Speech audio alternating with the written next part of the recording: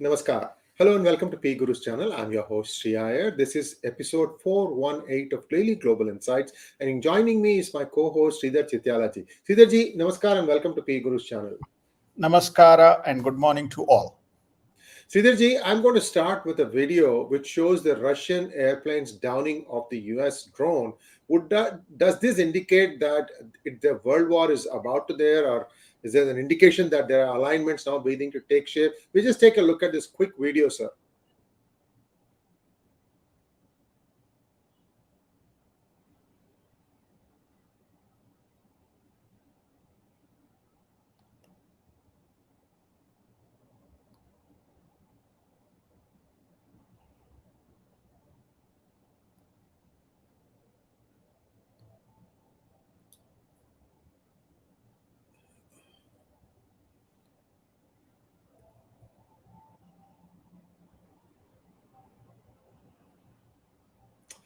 All right, that tells you that the Russian plane was the one who fired at the drone. There's no doubt about that. Sridharji, what does this indicate? Now, this is the first time that Russia and US have faced off. A new turn in the world events, sir? Very clearly a new turn in the world events. Just to kind of encapsulate that video, what you saw is the drone in motion. And then you can see the Russian plane coming from behind. And if you actually amplify, there's an amplified version of the video. As it hit the drone, it also spilt oil, the fuel, jet fuel from the fighter aircraft the Russian pilot did, to almost adding insult to the injury. And now the Russian ships have hunked around that area to retrieve the drone. US is claiming that it is its property and nobody can take it, but we are in a war zone, a semi-war zone, if I have to use that phrase, when you attack a foreign country's drone. Now, to your point, Sriji, I think what we are witnessing is probably precursor to testing that is going on. We saw the Chinese balloons. We saw the Russian plane now take out. And then we also saw the same aircraft intruding into the NATO zone. The British and the German fighter pilots, planes, came and escorted the Russian jets out of the NATO zone. So to answer your question, yes, it is yes. And you are also beginning to see around the world the alliances very similar to what happened in World War III. Clearly, Russia and China on one side, and you are beginning to see, we discussed about Argentina, we discussed about Bolivia, we talked about Venezuela. Now we are also, Honduras is also joining on the Latin American side. And then the Chinese prime minister, Chinese president went and patched up the relationship between Saudi Arabia as well as Iran, and and Qatar is also part of that. So you are seeing the formation of some kind of the World War III groupings emerging, and people, threatening each other in wherever the appropriate opportunities present themselves, Sriji. Thank you, sir. Before we go to Credit Suisse, which is a bigger bank story, let's take a quick look at what happened in Silicon Valley Bank. How was it so quickly bailed out? We have to say the word bailed out. It was bailed out. So the main reason that is now coming, I want you to fill it up, sir. Well, I think the truth begins to come out in, what you call trickle feed.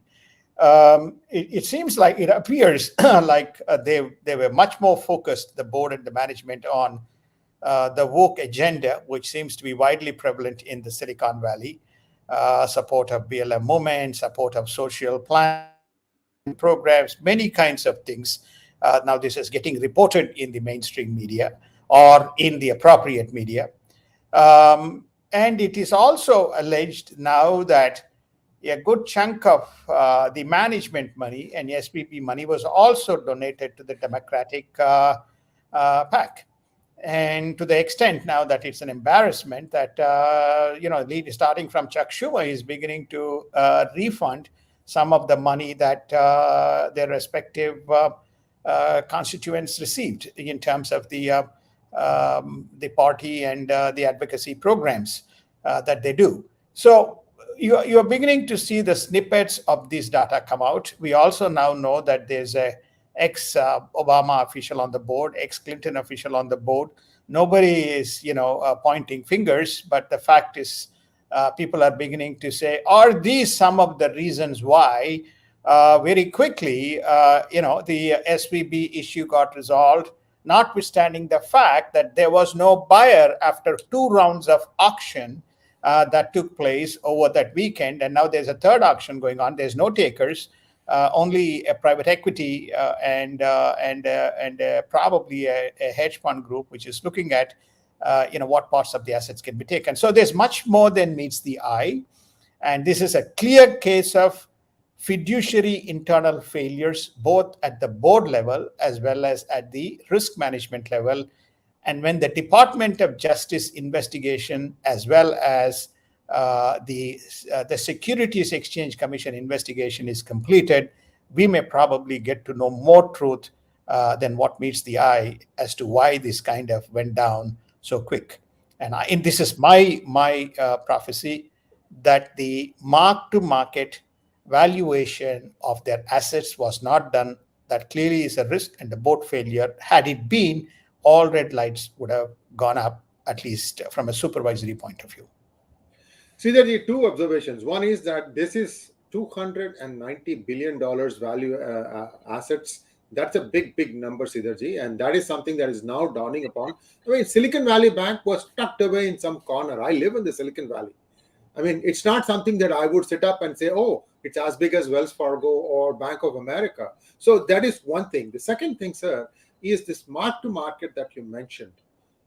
Would that be applicable to other banks also? Should the other banks proactively do this check to make absolutely sure their health is fine? It is mandatory. That is how you do risk assessment. So everybody has to do mark-to-market valuation of their assets. That's how you determine, where you are heading and where there's an imbalance. I mean, in the case of Silicon Valley Bank, there's a clear imbalance between their deposits and their assets. Deposits are effectively liabilities. So the liabilities, the rates was going up, which is because our great Jerome Powell was raising rates, whereas they had assets which were held in long-term, medium to long-term assets. When the medium to long-term assets were priced at a specific point, which is relatively lower than the current market price for those assets, you have to necessarily do a haircut on the principal. So you will find that there is a clear imbalance, and this imbalance reached to such a level that they were forced to liquidate $20 billion worth of assets at a $2 billion loss, or $1.8 billion. I'm speaking from out of the mind. The risk one, tier one capital that was provisioned for SVB was somewhere between 16 and 18 billion. So effectively, the tier one capital, which is supposed to be a risk reserve, effectively got wiped out, basically because they had not done a proper risk calibration and revalidation of their assets. All red lights would have flared up if this was reported in their weekly reports to the Fed. In fact, there's more news coming out that SVB had some cash infusions last year in billions to try and shore it up. I will get that data a little bit later. Sridharji, the next big one, Credit Suisse. Take it away, sir. What is the problem? How is it going to be solved, or is it being solved? Credit Suisse problem is, just very similar to, but different to, when I say similar, tremendous fall in deposits. People began to withdraw this is both client deposits from their wealth management business, corporate deposits sitting with the bank. And this has been going on for quite some time. It's been going on from 2022. The way I kind of phrase a Credit Suisse problem is the Credit Suisse business model was much more focused around private bank wealth management. Between UBS and Credit Suisse, they were considered the marquee leaders in the private wealth client management and wealth management business. They changed the business model. They started to go into investment banking. And once they started to go in investment banking, they had to allocate more and more of the capital to generate outcomes from their investment banking business.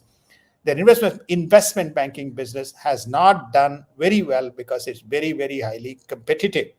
So that's one side of the business. They began to build up losses. The second is, which is far more, they began to see flight of deposits, significant amount of deposits. At one point of time, if my memory serves me correct, they were very close to $3 trillion Swiss francs, or somewhere between $2.5 to $3 trillion. The assets under management has shrunk to about $1.2 trillion. $1.2 trillion, big warning signs. Coupled with that, they had issues around their 2020 and 2021 statement of financial position and calibration of the risk assets. Some because the US were very particular, and they had to restate these numbers, and that took a lot of time. While that was going on, you saw the flight of deposits going out, and effectively clients telling, why should I put a deposit to do business with you? Why should I put, this is corporate clients, why should I put a deposit with you based on the business model? So somehow the management continues to come up with a plan. And as is often said, they say, we have a strong balance sheet, we have good tier one capital.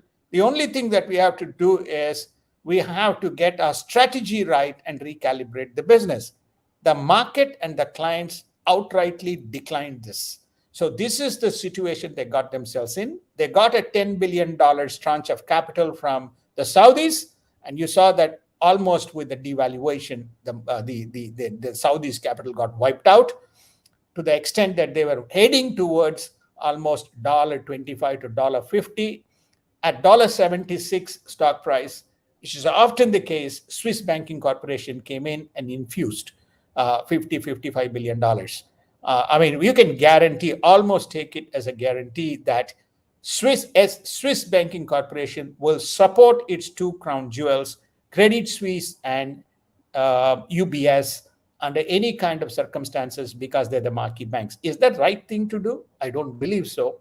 But markets say, okay, they stepped in fast and they addressed the issue. But will the Swiss Banking Corporation tell Credit Suisse, you have to get rid of those businesses that are not core and get back to the core? Let us see what happens in due course.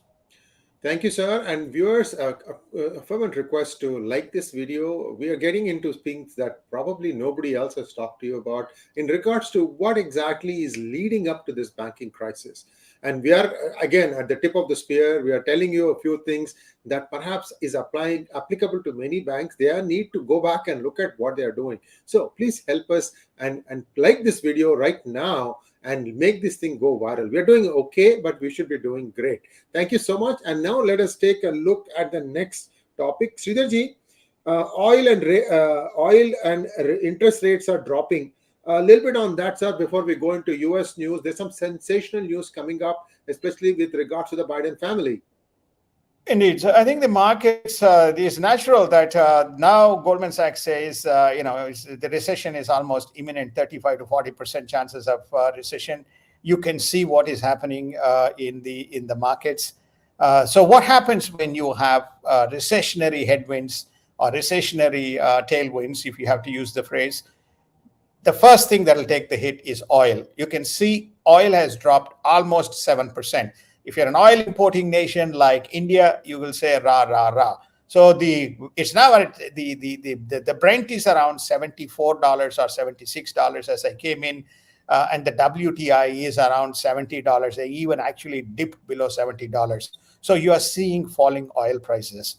The reason why the interest rates, especially the 10-year rates and the short term, which is 2 months, 3 months, 6 months, and 2 years is dropping is this alarming kind of situation around the deposit loans imbalances or deposits assets imbalances and the consequential effect of that. So there is a belief that we could have either a pause, which we have predicted that there will be a pause, but let's wait and see. Or now even there's a talk that there could be a 25 basis point cut, but there's very small segment of the analysts who point to a 25 basis point cut because of the prevalent situation and fears of this deposit assets imbalances. Sir, let me take you back to the Obama era. There was a $3 million payout to the Biden family, a member of the Biden family, by a Chinese energy company. And now the House Oversight Committee has stumbled upon this.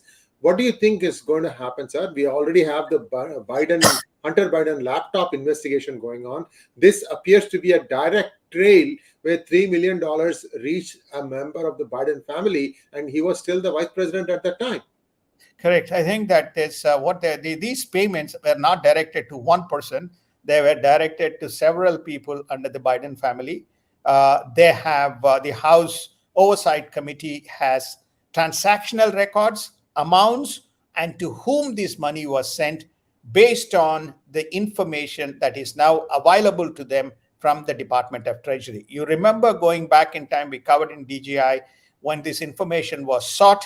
Janet Yellen refused. She said, we don't give reports to Republicans or Democrats, but we give to a House committee. So this is the House Oversight Committee. So this request has come from the House Oversight Committee, which is now under the Republican hands. So this is the first snippet of information that is coming out. They have the same House Oversight Committee. Some of the Republican members have information of money received into Wells Fargo bank account, which again we talked about in the DGI, and that is to come. And whether they came from CCP or some of the energy companies in China, that's another revelation that is going to come out. And what else is on that laptop? You remember the connections to I forget the name of that entity in Ukraine, which is in energy distribution. Burisma.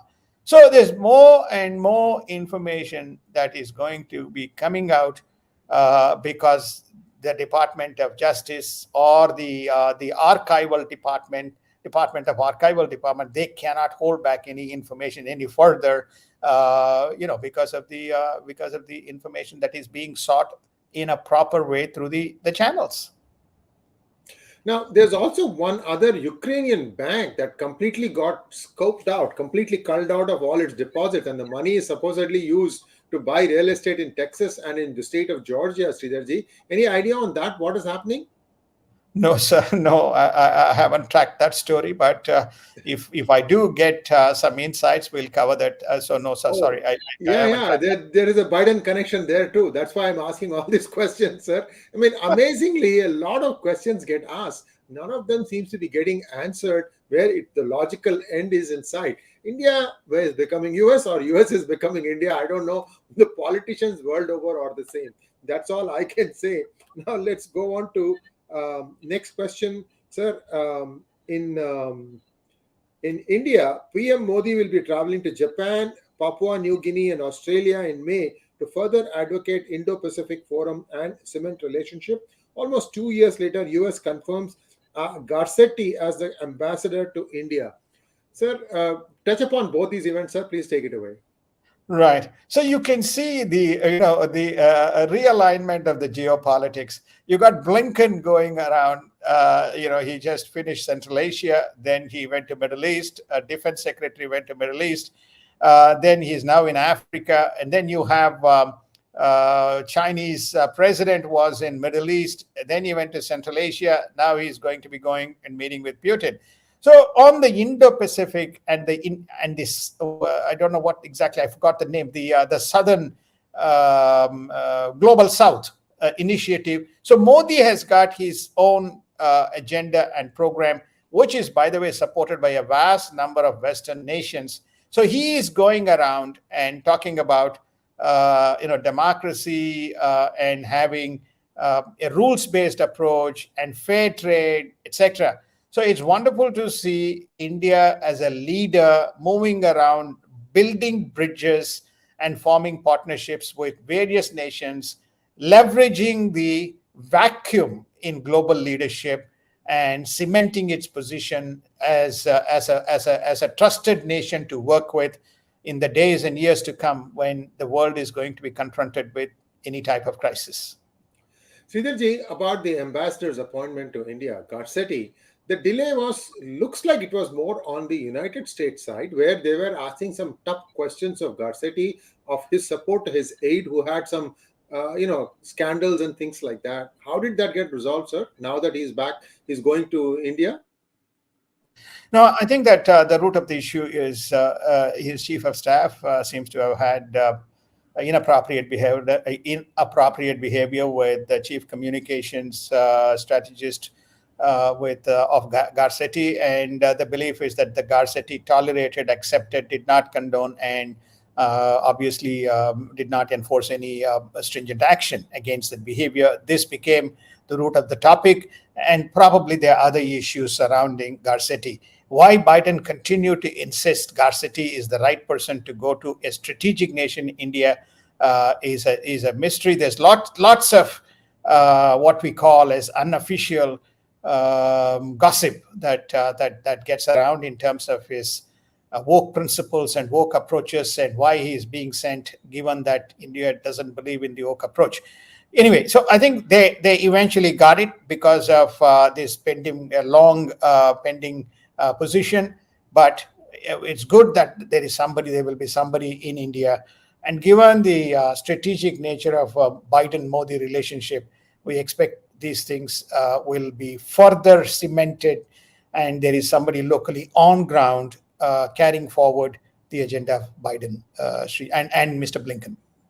Well, by the way, if you look at the initial statements of Mr. 𝙤𝙤𝙤, he appears to have swallowed the USC IRF reports about India hook, line, and sinker. We know the veracity of those reports. So it would behoove him to kind of look at the other side of the story before he comes out with his statements. Anyway, the more important thing is, I think there may be a return visit from Biden to India after the state visit of Modi to US. And for a state visit of a US president to be in a country like India, the country has to have an ambassador in place. That is it's a requirement, I believe. I don't know if this is true or not, so I just wanted to put it out there. But there are some protocols that have to be followed. I just take that from me. Let's go to the next one.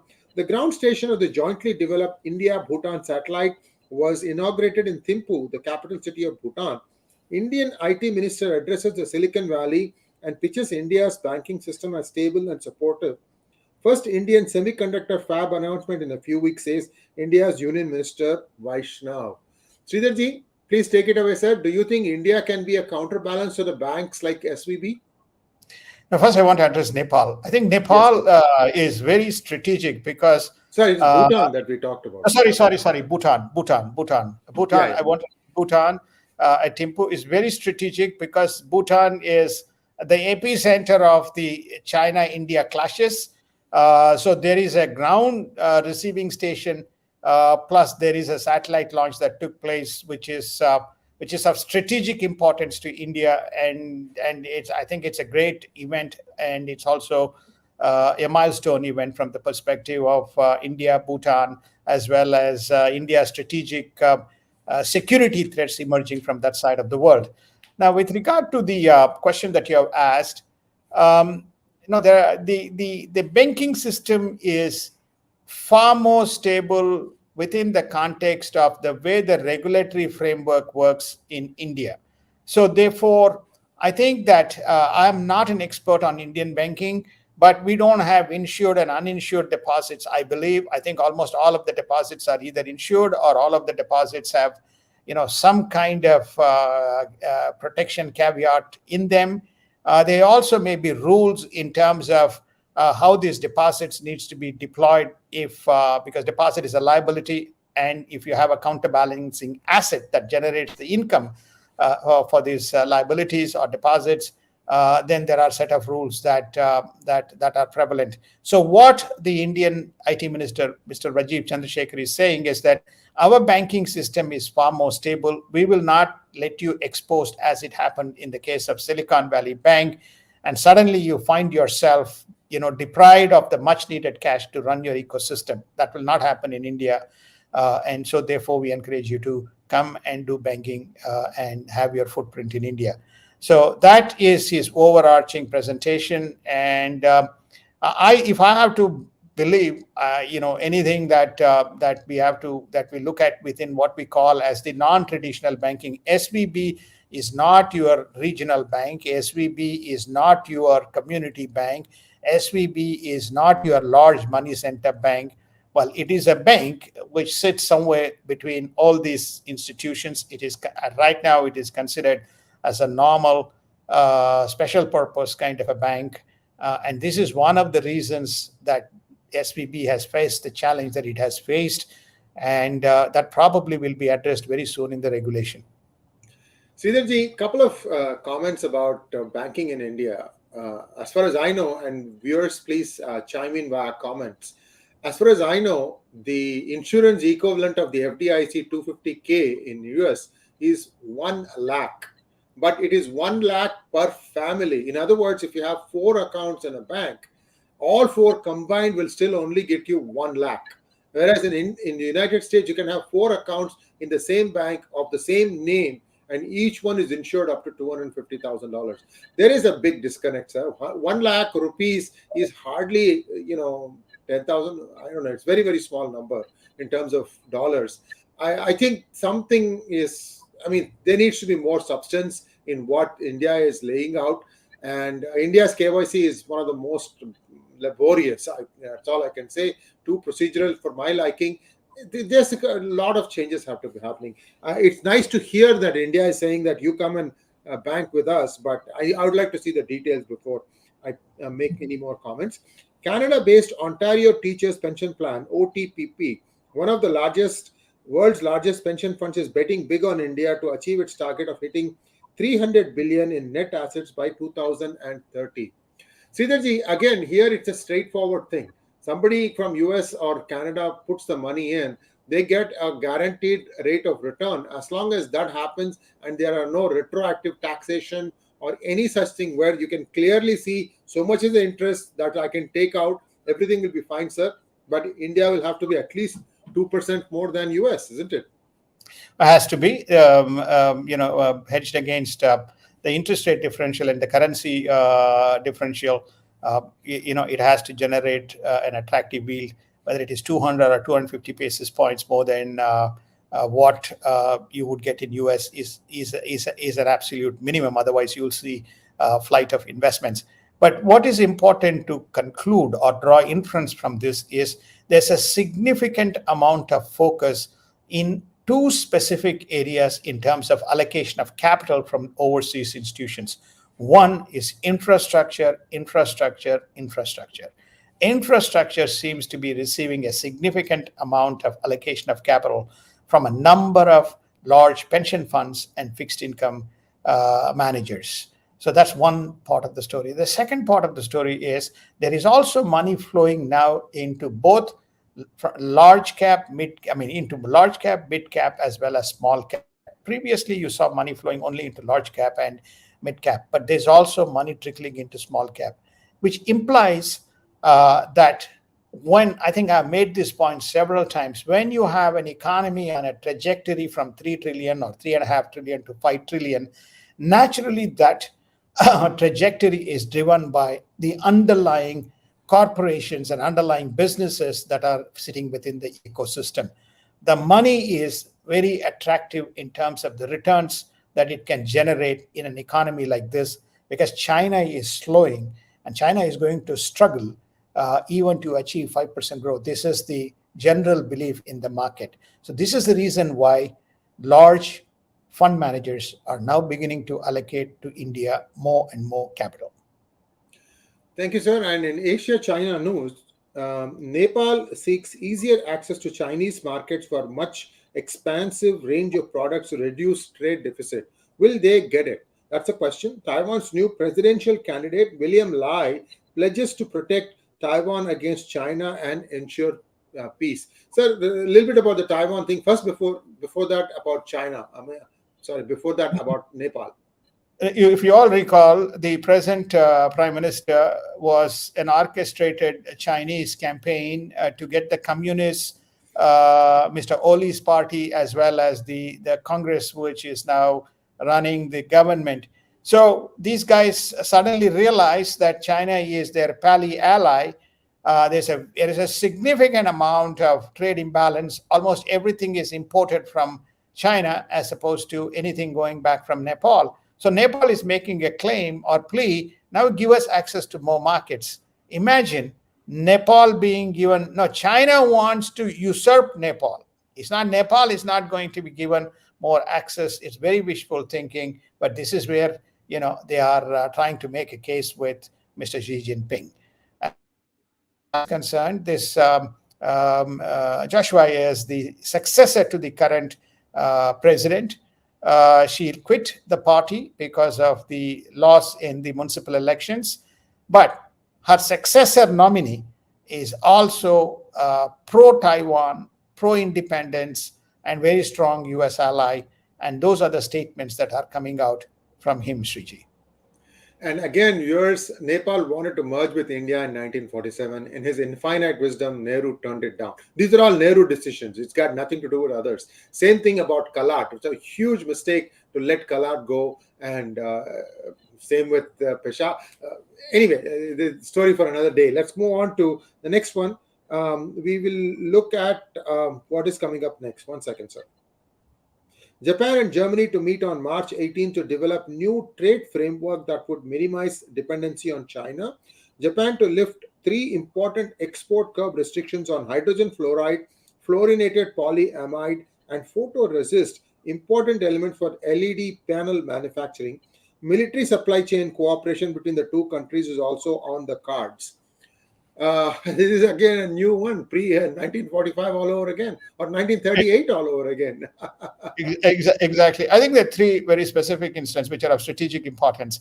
First and foremost, I think Germany is now saying Japan is a strategic ally. And so therefore, let's sit down and discuss 2 things. One is trade framework, investment framework, and new supply chain logistic cooperation, and how we can collaborate. It's quite amazing in terms of the nature of engagement that Japan is now driving with some of the other nations, or Germany is driving with the other nations. The most important thing about this LED panel supplies that Korea, this has been in place for more than 6, 7, 8 years.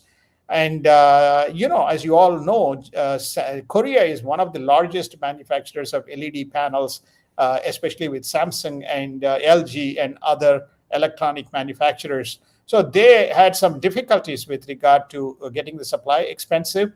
But now this was a retribution to the problem that Japan and Korea have had. They seem to have patched up. It's not only symbolic, but it's very significant within the context of breaking the barriers. So they're expanding that even further. So you're beginning to see Japan, Korea around the Korean Peninsula, Japan, Korea, and United States around that Korean Peninsula. You're beginning to see Germany coming in and forming a partnership with Japan. Then you have the Quad nations forming partnership with, Japan is part of the Quad. In addition to that, India and Japan and Australia, Japan have their own kind of strategic, 2+2 partnerships. So what you are seeing here is a plethora of realignment, and very clearly China is not in any of it, nor Russia is in any of it in these new partnerships. There's one nation, though, which is sitting there and which is an ally, very strong ally of both Russia and China. That's North Korea. Yes, indeed. And in Europe news, Putin says Russia is fighting for its own survival as Bakhmut battle wages on. Russia offers to extend Ukraine grain deal by 60 days, offering much needed relief to food supply chains. Russian president on Wednesday was hosting talks with Bashar al-Assad, the Syrian president, to mend ties between Syria and Turkey. Now, quickly touch upon this, sir, and then we have a couple more news items to go through.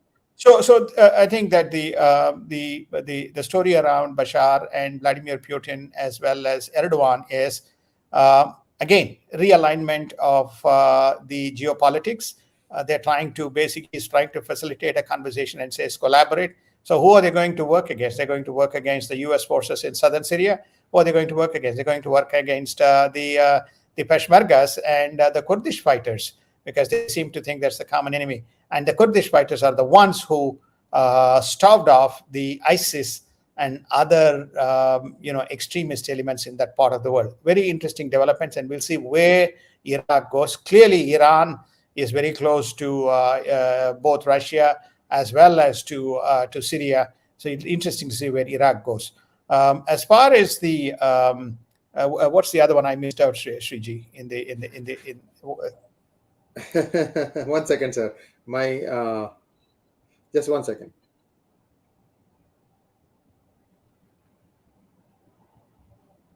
It was no, you covered it, sir. The Ukraine grain deal by 60 days. That's very important, because you remember that the grain movement is mitigating a lot of supply. Wheat is, both Russia and Ukraine is one of the big suppliers of wheat to the universe. They're also big suppliers of fertilizers. There seems to have been a very close orchestration between United Nations and some of the nations. Possibly China was also behind it to make sure that there's some goodwill generated. So it's very good. The way this works is the custodian of the Black Sea is Turkey. United Nations is part of it. So all shipments that go through, be it Ukrainian ships or the Russian ships, they're supervised and monitored by both Turkey and United Nations, and the grain shipments go through. Allowed this 60 more days, so there's no disruption to the supply chain. Yes, and somebody has corrected me saying that it is 5 lakhs per account in India. So it's like, $5,000, $5,500 per account. When you have deposits coming in, foreign currency, perhaps the threshold for insurance has to be separately treated. I don't know if they are going to do that. $5,000 will not move the needle. You would need it, excuse me, in the same range as what is presently in place in the United States. So I'm just giving the numbers out there, but thanks for setting me straight. It's not 1 lakh anymore, it's 5 lakhs. So that is good. Let's take a look at what UK is saying. The United Kingdom wants to have forthright and confrontational conversation with China if necessary. British Foreign Secretary tells CNA after signing the AUKUS landmark submarine deal, China is more destructive than constructive on Ukraine deal, says Lithuanian president addressing EU leaders. German Chancellor Scholz wants China not to use force to change Taiwan status quo. Sir, everybody is now beginning to talk against China from Europe. What brought about this change? I think it's very clear. China openly aligned itself with Russia. That has put much strain between the erstwhile even supporters of China within Europe to be much more antagonistic, and they just do not accept the Chinese position.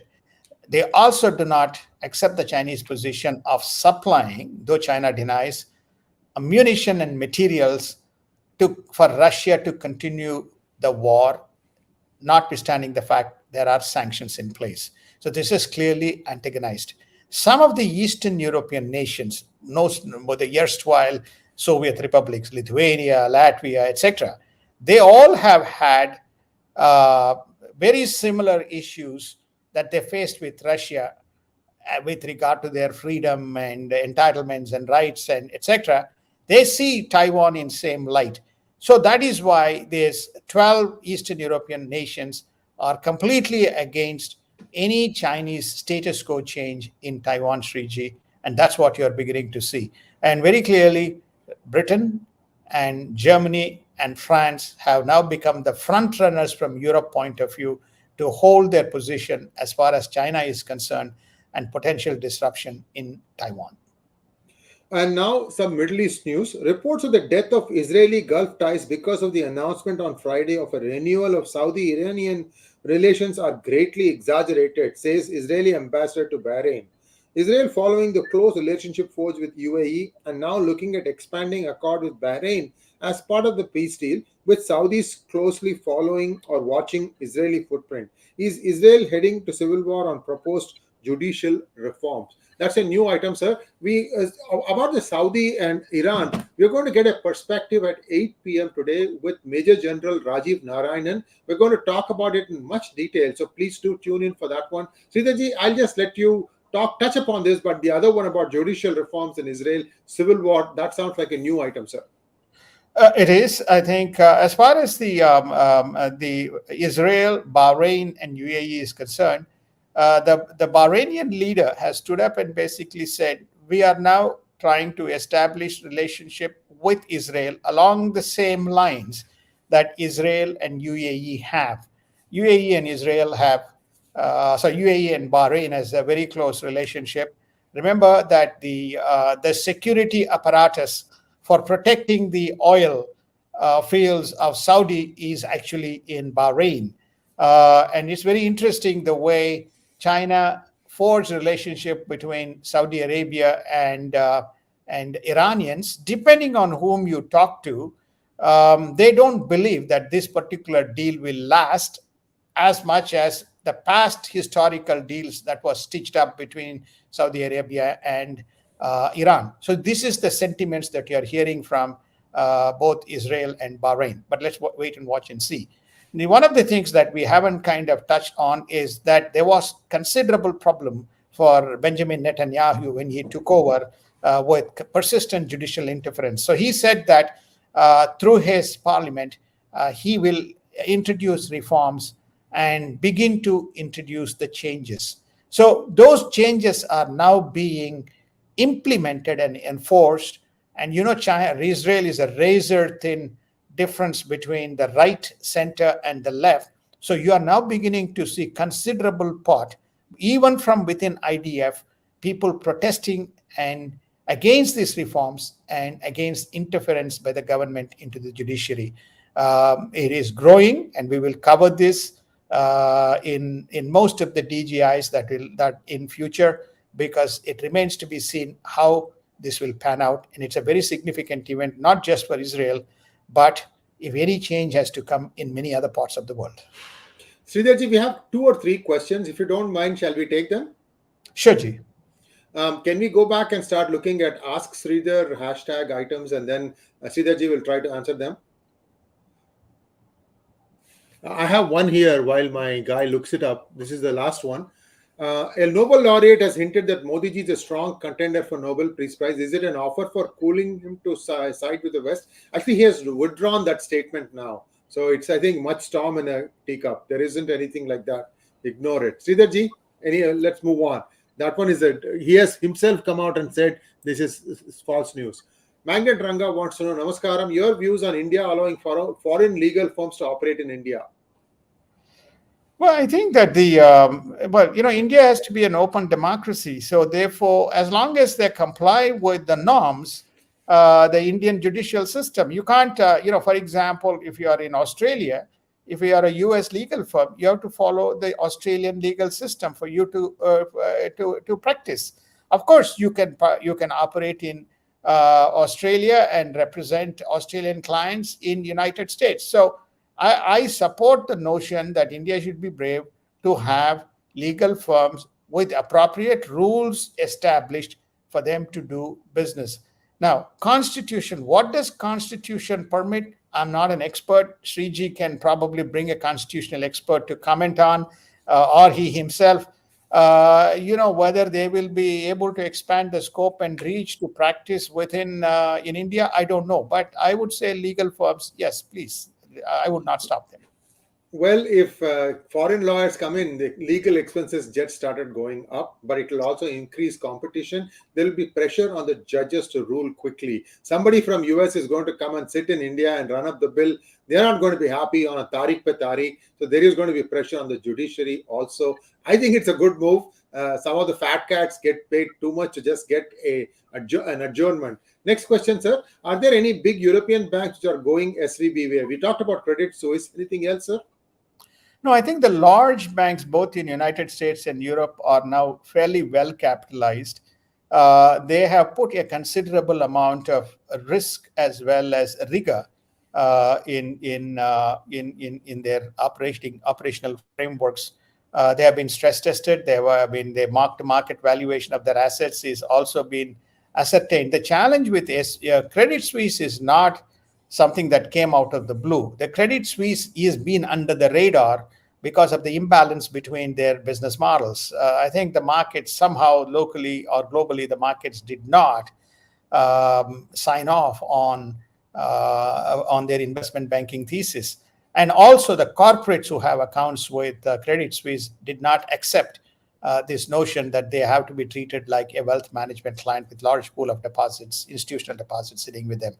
So Credit Suisse has got a problem which is very similar to some of the other banks in terms of the nuances of deposits and the business model. Last question for me, and I'll answer this and then we'll call it a wrap. Since you are from the Silicon Valley, how did the wokeism not affect you? How did you protect yourself from the woke culture? You know, Silicon Valley believes in exceptionalism and in meritocracy. This is the last bastion of meritocracy, if you ask me. Wokeism is trying to come in, but it's not really making a big dent.